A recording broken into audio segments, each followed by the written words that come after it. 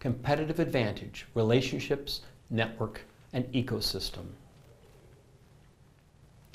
Relationships, ecosystem, and network play a very important role and can be pivotal in helping you gain a competitive advantage. Let's see how. Let's begin with relationships and network. Having a great relationship and a reputation with potential customers can help you acquire early users before your competitors. With the power of your network, you can identify and onboard relevant stakeholders and investors to help you grow effectively. In India, Patanjali, a relatively new entrant in the consumer goods market, sold its products crazy fast as soon as they were launched due to the huge fan following of Patanjali's founder and yoga guru, Baba Ramdev.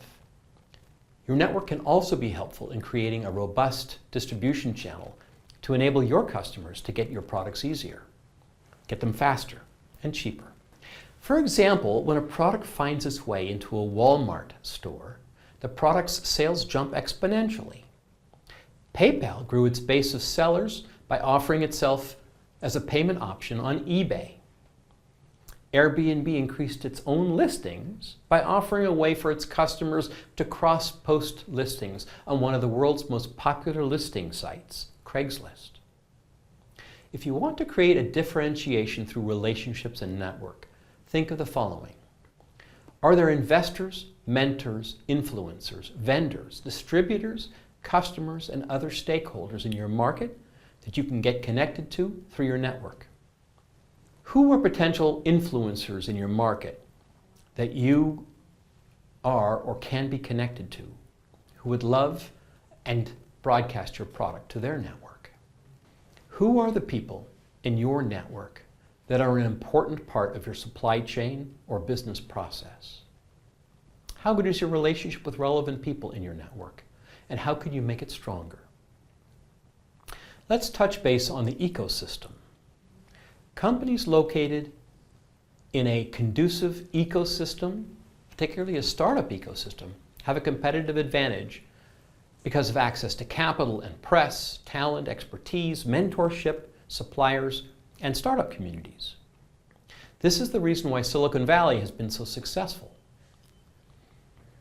If you want to capitalize on a conducive ecosystem, think of the following. What are the elements of the right ecosystem for you, your product, and your company? How do you map the ecosystem and who is in it and who needs to be part of it? What's missing in your ecosystem that's very important for your business? How do you find key additional elements in the ecosystem that fill the map that you created so key elements have a strong presence? What startup ecosystems can you be part of? And what would you gain or lose from them? Will a move to a new city with a better ecosystem for your business change its outcomes or different stages of your growth? A change in the ecosystem can be beneficial or even pivotal or unsustainably expensive without real concrete return for the cost of that upheaval. This one requires careful research, review, and decision-making process. Talk to your support intermediaries, mentors, and advisors for help. How does content play a role in competitiveness? In today's knowledge-driven economy, there are a number of companies and their products that focus on content. Aggregation of content and arranging it into digestible and contextualized format can be a big business in many different fields. In some cases, companies with a specific product will also provide content to attract and aggregate potential customers. Or they may use curated content to add value or to achieve, well, devotees, making their site more interesting, more usable, more sticky. In these cases, content can give you a competitive advantage. Companies like Zomato or Medium provide access to content that wasn't available before. In the long term, they accelerated the growth of this content while maintaining high-quality standards. Today, Zomato and Medium have become the go-to sites for customers who want access to quality content in their respective domains. Check them out and see how they're not only gathering information and aggregating it, but they curate it and make it accessible and digestible and usable by their customers. If you want to create differentiation through content, think of the following.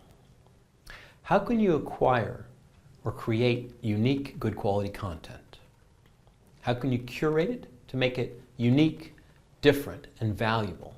Make it accessible, fun, and engaging. Think, how am I going to make my user want more? Do you have a content quality assurance process and a team in place? How do your customers engage with your content? What's the intent of the content? Are you directly selling it, or using it to support your primary product, or using it to create trust or loyalty or site visits and stickiness?